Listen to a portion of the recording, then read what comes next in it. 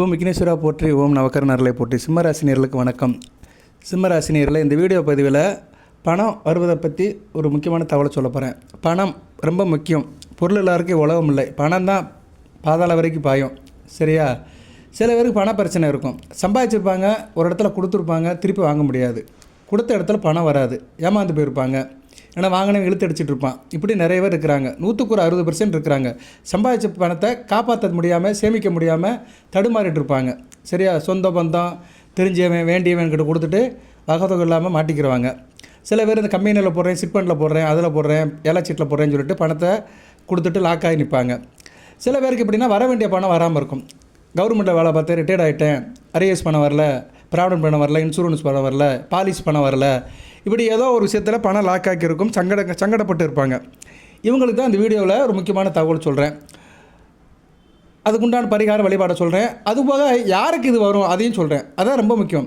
ஜோதிடத்தில் பலன்கள் சொன்னோம்னா அந்த அடிப்படை வாய்ப்பாடு வேணும். கிரக அமைப்பை சொல்லணும். எந்த கிரக அமைப்பு எப்படி இருக்கோ அவங்களுக்கு தான் அந்த பிரச்சனை வரும். எல்லாத்துக்கும் வராது. எல்லாருமே ஏமாந்துட்டு இருக்காங்க இல்லையே, சில பேர் ஏமாந்துட்டு இருக்கிறாங்க. சரியா? அது யாருக்குன்னு இந்த வீடியோவில் சொல்கிறேன். பொறுமையாக கேளுங்க. மகம், பூரம், உத்திரம் நட்சத்திர நேயர்களுக்கு இது ஒரு வரப்பிரசாதமாக இருக்கும். வாழ்நாள் முழுக்க வச்சுக்கலாம். இது உங்களுக்கு இல்லைன்னா மற்றவங்ககிட்ட சொல்லுங்கள். சரியா? உங்கள் வீட்டில் இருக்கிறவங்க சொல்லுங்கள், ஃப்ரெண்ட்ஸ்கிட்ட சொல்லுங்கள். இது ஒரு இன்ஃபர்மேஷன், அவ்வளோதான். சரி, எந்த அமைப்பில் இருந்தால் இந்த பிரச்சனை வரும், நம்ம பணம் நம்ம கையை விட்டு போயிடும், நம்ம பணத்தை ஏமாந்துருவோம் அப்படின்னு பார்த்தோம்னா, உங்கள் ஜாதக கட்டத்தில் 2ஆம் இடம். சரியா? லக்கணத்துக்கு 2ஆம் இடம். லக்கணம் தெரிஞ்சு வச்சுக்கணும். ஜாதக கட்டத்தை தெரிஞ்சு வச்சுக்கணும். எந்த லக்கணத்தில் பிறந்தாலும் தெரிஞ்சு வச்சுக்கணும். சும்மா சிம்ம ராசி பூர்வ நட்சத்திரம் சொன்னால் போதாது. சிம்ம ராசியில் எந்த லக்கணத்தில் பிறந்திருக்கேன் அப்படி சொல்லணும். இப்போ உதாரணத்துக்கு சொல்ல, நீங்கள் சிம்ம ராசி மேச லக்கணத்தில் பிறந்திருக்கிறீங்க. நல்ல அமைப்பு தான், ஒரு கோணம். இப்போ லக்கணத்துக்கு 2 கூடையவனும் 11 கூடையவனும் கெட்டு போயிட்டான்னு வச்சுக்கோங்களேன், உங்களுக்கு பணம் வராது. 2ஆம் இடம் தனஸ்தானம், வருமானம் வர வேண்டிய வருமானத்தை எடுக்கிற ஸ்தானம், வருமானம் வர வேண்டிய இடம். 11ஆம் இடம் வருமானத்தை சேர்த்து வைக்கிற இடம், லாபஸ்தானம். லாபம்னா என்ன? சேர்த்து வச்சா தான் லாபம் இருக்கும். சரியா? நேரில் சேமிக்கிறவன் தான் லாபத்தாக இருப்பான். அதுபோல் 2ம் 11ம் நல்லா இருந்துச்சுன்னா வருமானம் நல்லாயிருக்கும், லாபமும் இருக்கும், பணமும் நம்மளை விட்டு போயிடாது. சரியா நேரில்? ஸோ 2 11ஆம் இடங்கள் தன ஸ்தானமும் லாபஸ்தானமும் வளர்த்தவர்களுக்கு வந்து நல்லாயிருக்கும். அப்படி பார்த்தோம்னா இந்த சிம்மராசி மேசலக்கணத்தில் பிறந்தவங்களுக்கு சுக்கிரனும் சனி பகவானும் வளர்த்து இருந்தால் வச்சுக்கோங்களேன், அவங்களுக்கு பணம் போகாது. அதே நேரத்தில் 2 பேர் கெட்டு போயிட்டாங்கன்னா பணம் போயிடும், கையை விட்டு போயிடும், எதிர்பாராத இடத்துல போய் சிக்கிக்கிறோம். சுக்கிரன் கெட்டு போயிருப்பார், சனி பகவான் கெட்டு போயிருப்பார். 2 கூடையவன் வந்து 11 கூடையவன் 6, 8, 12 இருக்கக்கூடாது. சரியா?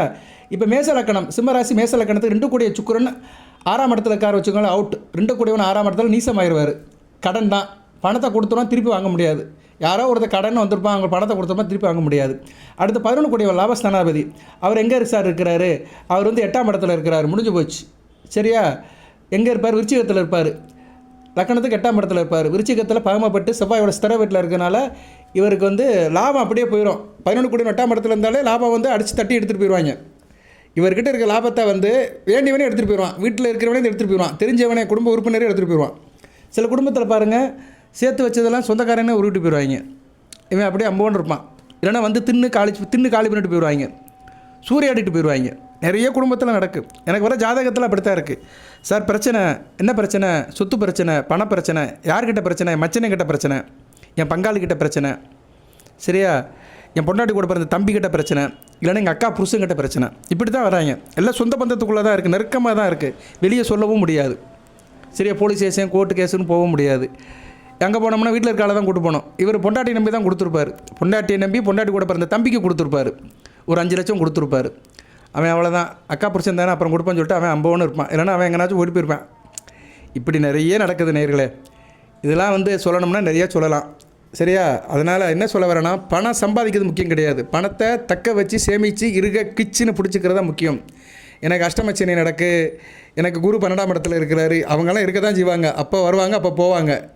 சரியா? அதனால் கிரக நிலையில் ஒரு பக்கம் இருந்தாலுமே நம்ம தனிப்பட்ட வாழ்க்கையில் கொஞ்சம் யுத்தியாக இருக்க வேண்டும். யுத்தியாக இருக்கணும்னா உங்கள் ராசியில் இருக்கிற சந்திரன் வலுவாக இருக்க வேண்டும். வலுவாக இருக்கிறவங்க நல்லா புத்தியாக நல்லா இருப்பாங்க. ரைட்டு? விதி வலியது. என்ன தான் நம்ம கர்ணம் அடித்தாலும் சரி, நடக்கிறது நடந்து தான் ஆகும். அப்போ 2 11 கூடியவர்கள் 6, 8, 12 இருந்தாங்களா, அவங்களுக்கு வந்து கடன் பிரச்சனை இருக்க தான் செய்யும், கடன் கப்பு இருக்க தான் செய்யும். இவங்களுக்கு வந்து பணம் வெளியே இடத்துல போயிடுச்சுன்னா லாக்காகி இருக்கும். அதுபோக 6ஆம் வீட்டில் பாவகிரகங்கள் இருக்கக்கூடாது. 6ஆம் வீடு உங்கள் ராசிக்கு 6ஆம் வீடு என்ன? மகரம். நீங்கள் ஒரு லக்கணத்தில் பிறந்திருக்கிறீங்க, மேச லக்கணம்னா அதுக்கு 6ஆம் வீடு கன்னி. அதுலேயும் பாவகிரகங்கள் இருக்கக்கூடாது. பாவகிரகங்கள் செவ்வாய் இருக்கக்கூடாது. அதுமாதிரி ராசிக்கு 6ஆம் இடம் மகரத்துலேயும் பாவகிரகங்கள் இருக்கக்கூடாது. ராகு கேது மாந்தி இது மாதிரி கிரகங்கள் இருக்கக்கூடாது. இருந்தாலும் உங்களுக்கு வந்து கொடுத்த பணம் திரும்பி வராது. இப்போ நீங்கள் சிம்ம ராசிக்கு 6ஆம் இடத்துல சனி பகவான் இருக்கிறாரு. மேச லக்கணத்துக்கு 6ஆம் இடத்துல செவ்வாய் இருக்கிறாரு. முடிஞ்சு போச்சு. சரியா? இவங்களுக்கு வந்து பணம் அவ்வளோதான், அம்பேடு தான், கோவிந்தா தான். பணத்தை கொடுத்தாருன்னா வாங்கிட்டு போயிடுவான், திருப்பி கொடுக்க மாட்டான், மஞ்சள் நோட்டீஸ் தான் கொடுப்பான். அப்படி அமைப்பில் போயிடும். ஸோ லக்கணத்துக்கு 6ஆம் பாவம், ராசி லக்கணத்துக்கு 6ஆம் பாவத்தில் பாவகிரகங்கள் இருந்துச்சுன்னா பொருளாதார சிக்கல் வரும். அதுபோல் செவ்வாய் ராகு சேரக்கூடாது. செவ்வாய் வந்து பணத்தை எடுக்கிற கிரகம். ஒரு மனிதனுக்கு பணத்தை ரிசோர்ஸ் பண்ணுற கிரகம் செவ்வாய். ராகு வந்து குறுக்கு வழியில் தட்டி போகிற கிரகம். ஸோ செவ்வாய் ராகு சேர்ந்து 2ஆம் இடம் சம்மந்தப்பட்டிருந்தாங்கன்னு வச்சுக்கோங்களேன், பணம் அடிபட்டு போயிடும். சரியா? இப்போ ஒரு உதாரணத்துக்கு சொல்கிறேன். நீங்கள் சிம்ம ராசி சிம்ம லக்கணம், உதாரணத்துக்கு ஒரு ஜாதக அமைப்பு. ஏகராசி ஏக லக்கணம், 2ஆம் இடம் கண்ணியில் செவ்வாய் ராகு இருந்தால் வச்சுக்கோங்களேன், கடலும் வற்றி போயிடும். கண்ணியில் செவ்வாய் இருந்தால் கடல் வற்றிருப்பாங்க. ராகுவோட சேர்ந்துட்டாருன்னா அவ்வளோதான், 2ஆம் இடம் டோட்டலாக அடி வாங்கிருச்சுன்னு அர்த்தம். சரியா? அவ்வளோதான், பணம் போய்விடும். ஸோ இப்படிலாம் நிறையா இருக்குது. திடீர் இழப்பு வரும். அதுபோக குரு தனகாரகன். ஒரு மனிதனுக்கு பணம்னாலே குரு தான் தனகாரகன். பணத்துக்கு உண்டான மெயினான கிரகம் குரு. 9 கிரகங்களில் முக்கியமான கிரகம், பணம் சம்மந்தப்பட்ட கிரகம். குரு வந்து உங்கள் ஜனன ஜாதகத்தில் கெட்டுப்போகக்கூடாது, நீசம் அடையக்கூடாது. சனி ராகு கேது கூட சேரக்கூடாது. கேது கூட சேர்ந்தாலும் பரவாயில்ல, கேல யோகம் தான். செவ்வாய் கூட சேரலாம். சனி ராகு சூரியன் மாந்தி இருள் சந்திரன், அமாவாசை சந்திரன் கூட சேரக்கூடாது. அமாவாசை சந்திரங்கிறது ரொம்ப மோசங்க. உங்கள் ராசியிலே இருப்பார் சந்திரன். நீங்கள் எந்த மாதத்தில் பிறந்திருப்பீங்க? ஆடி ஆவணி புரட்டாசி இந்த 3 மாதத்தில் பிறந்தீங்கன்னா சந்திரன் கெட்டு போயிட்டாருன்னு அர்த்தம். உங்கள் ராசியில் இந்த 3 மாதத்தில் பிறந்தவங்களும் சந்திரன் எல்லாம் உதவி பண்ண மாட்டாருங்க. இவங்க மனசால ஒரு நிலையில் இருக்க மாட்டாங்க. இந்த வீடியோ கேட்குறவங்களுக்கு யாரோ இந்த 3 மாதத்தில் பிறந்திருப்பாங்க, ஆடி ஆவணி புரட்டாசியில். அவங்க வேணால் கமெண்ட் பாக்ஸில் போடுங்க, ஆமாம் சார் என் மனசு ஒரு நிலையில் இருக்க மாட்டேங்கி, மணலும் ஒரு நிலையில் இல்லை, உடலும் ஒரு நிலையில் இல்லை அப்படிம்பாங்க. விரைய செலவு பண்ணிட்டு இருப்பாங்க. சரியா? விரையும் அதிகமாகும், செலவு அலைச்சல் இருந்துகிட்டு தான் இருக்கும். ஒரு இடத்துல உட்காந்து இருக்க முடியாது. அப்படிப்பட்டவங்களுக்கு வந்து அப்பேற்பட்ட சந்திரன் கூட குரு சேரக்கூடாது. ராசிலே இருப்பார் குருவும் சந்திரனும் ராசியில் இருப்பாங்க. ஆனால் அவர் அமாவாசை சந்திரன் தேய்பிரை சந்திரனாக இருப்பார். அமாவாசைக்கு முன்பின் 2 நாளில் பிறந்திருப்பாங்க. ரொம்ப கொடூரமாக இருக்கும். குரு கெட்டுப்பட்டார்னு அர்த்தம். பணமே இல்லாமல் இருக்கும். கையில் பணம் வந்தாலும் தங்காது. சரியா? இவங்களால் பணத்தை வந்து ஒரு பேலன்ஸ் பண்ணி வச்சுக்க முடியாது. சரியா நேர்களே? ஸோ குரு நல்ல நிலைமையில் இருக்கணும். இந்த கிரக அமைப்பு இப்படி இருந்துச்சுன்னு வச்சுக்கோங்களேன், பணம் வந்து கையை விட்டு போயிடும், அடுத்தவங்ககிட்ட போயிடும், அடுத்தவங்க கொடுக்க மாட்டான். அடுத்து விரயஸ்தானம், அடுத்தவனுக்கு கொடுக்கறது, விரயம் பண்ணுறது. விரயஸ்தானத்தோட 2 கூட ஒன்று இருந்தால் வச்சுக்கோங்களேன், பணம் போயிடும். தனஸ்தானாபதி விரயஸ்தானத்தோடு இருந்தார்னா பணம் போயிடும். விரயஸ்தானம்னா 12ஆம் இடம். ஸோ இப்படி நிறைய வழிகள் இருக்குது. ஒரு பணம் ஒரு மனிதன் கையை விட்டு போகணும், ஏன்னா வர வேண்டிய பணம் டிலே ஆகுது. இதுக்கெல்லாம் காரணம் பார்த்தோம்னா ஜனன ஜாதகத்தில் இந்த அமைப்பு இருந்துச்சுன்னா இது வந்து நடக்கும். இது ஒரு 4-5 அமைப்பு சொல்லியிருக்கிறேன். இன்னும் நிறையா இருக்குது. அதெல்லாம் சொன்னோம்னா உங்களுக்கு போர் அடிக்கும். ஏடா இவன் ஜோசியம் பலன் சொல்கிறானா, ஜோசியம் சொல்லி கொடுக்குறானா, நிறைய பேர் தகவல் வந்துடும். அதனால் நான் அதை பற்றிலாம் நான் உள்ளுக்கு வரலை. நீங்கள் வந்து இதெல்லாம் தெரிஞ்சுக்கணும். சரியா? ராசி பலன் சொல்கிறதெல்லாம் பெரிய விஷயம் கிடையாது. சிம்ம ராசி அப்படி ஆக போகுது, இப்படி ஆக போகுது, அம்பாரத்தில் உட்கார போகுது, யானை மலை போகுது, யானை இது பூனை எல்லாம் ஒரு பக்கம் சொன்னாலுமே அமைப்பு ரீதியாக சொல்லணும். சரியா? எந்த பலன் சொன்னாலுமே அமைப்பு ரீதியாக சொல்லணும், எவிடன்ஸோடு சொல்லணும்.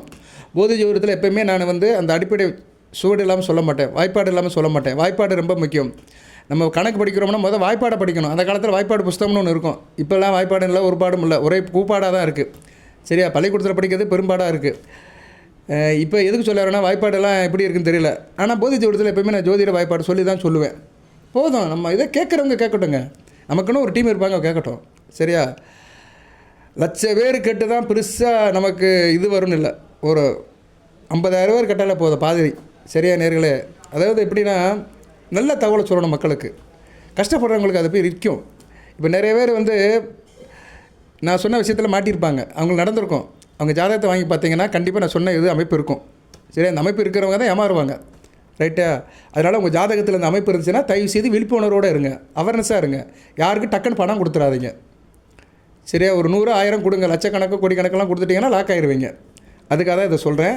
ஜனன ஜாதகத்தை செக் பண்ணிக்கணும். சரியா? எதாக இருந்தாலும் செக் பண்ணிக்கணும். நம்ம ஒரு காரியம் பண்ணுறதுக்கு முன்னாடி நம்ம ஜாதகத்தில் அந்த அமைப்பு இருக்கான்னு நல்லா செக் பண்ணிட்டு செய்யணும். அப்புறம் எதுக்கு கல்யாணம் பண்ணுறதுக்கு முன்னாடி ஜாதகம் பார்க்குறாங்க, பொருத்தம் பார்க்குறாங்க? ஏன்னா அது முக்கியமான ஒரு நிகழ்வு. ஒரு தடவை திருமணம் ஆச்சுன்னா மறுபடியும் ஒன்றும் செய்ய முடியாது, அவ்வளோதான் அவன் தலையெழுத்து. அதுக்காக தான் அதை பார்க்குறாங்க. சரியா நேர்களே? ரைட்டு. இப்போ வந்து இந்த வீடியோவுக்கு முக்கியமான இடத்துக்கு வந்திருக்கிறோம். சரி சார், இப்படிலாம் இருக்குது, நான் பணத்தை கொடுத்துட்டேன், ஏமாந்துட்டேன், இல்லைன்னா எனக்கு பணம் வர வேண்டிய பணம் டிலே ஆகுது, பண பிரச்சனையாக இருக்குது அப்படிங்கிறவங்க வந்து நான் சொல்கிற காரியத்தை பண்ணுங்கள். என்ன காரியம் சார் அப்படின்னா, ஒன்றும் இல்லை, சின்ன காரியம்தான். அருகம்புல்லில் ஒரு அதிசயம். வீடியோ தலைப்பு அப்படி தான் போடுவேன். அருகம்புல் செய்யும் அதிசயம். அருகம்புல் என்ன பண்ணோம்னா எடுத்துகிட்டு வந்துட்டு கொஞ்சம் போல் எடுத்துகிட்டு வந்துட்டு அதை வந்து வெள்ளை துணியில் வைங்க. ₹1 காயின்ஸை வச்சு முடிச்சு போட்டுருங்க. சரியா? அருகம்புல் ₹1 காயின்ஸு வெள்ளை துணியில் முடிச்சு போட்டுருங்க. நூல் வந்து மஞ்சள் கலர் நூல். வெள்ளை துணிங்கிறது சந்திரன், நூலுங்கிறது வந்து என்ன, குரு பகவான். குருச்சந்திர யோகம், கஜகேசரி யோகம், எதிரிகளை தோஷம் பண்ணுற யோகம். உங்களுக்கு பணம் வாங்கிட்டு டீல் விட்டுட்டு இருக்கான்ல, ஏமாற்றிட்டு இருக்கான்ல, அவனை வந்து அடித்து துவச்சி உங்கள் வீட்டுக்கு முன்னாடி கொண்டு வந்து நிப்பாட்டிடும். இல்லைனா அவன் மனசில் போய் நிற்கும். நீ ஒருத்தக்கிட்ட பணம் வாங்கிட்டு வந்தேல, திருப்பி கொடுக்க வேண்டாமா அப்படின்னு அவன் மனசில் போய் குத்தும். அவன் எப்படினாலும் பணத்தை கொடுத்துருவான். மொத்தமாக கொடுக்குறானோ இல்லையோ கொஞ்சம் கொஞ்சமாக இன்ஸ்டால்மெண்ட்டில் கொடுத்து கடனை அடைச்சிடுவான். வாங்கின பணத்தை திருப்பி கொடுத்துருவான். இந்த அமைப்பு நடக்கணும்னா வெள்ளை துணியில் அருகம்புல் ₹1 காயின்ஸை வச்சு நீங்கள் மஞ்சள் நூலால் கட்டி வீட்டில் வச்சு கும்பிடணும். எங்கே வச்சு கும்பிடணும் சார் அப்படின்னா, விநாயகர் படத்துக்கு வச்சு கும்பிடணும். விநாயகர் படத்துக்கு அடியில் வச்சு தினமும் அதுக்கு கற்பூரம் பக்தி காட்டணும். தீப தூபம் காட்டி நமஸ்காரம் பண்ணணும்.